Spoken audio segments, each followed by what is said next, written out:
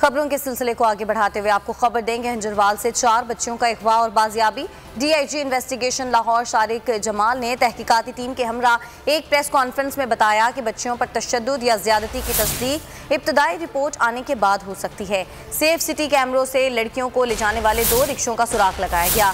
3 اگست کو ساہیوال میں شہزاد کے کعبہ خانے پر چھاپا مارا جس میں 5 لڑکیاں برآمد ہوئیں۔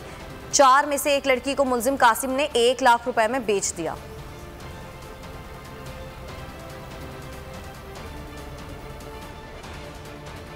پیشہ ورانہ صلاحیتوں کو استعمال کیا اور کارروائی کر کے یہ جو اغوا ہونے والی 4 بچیاں تھیں جن کی عمریں 10 سال، 11 سال، 14 سال اور 8 سال تھیں، ساہیوال سے بحفاظت برآمد کر لیا۔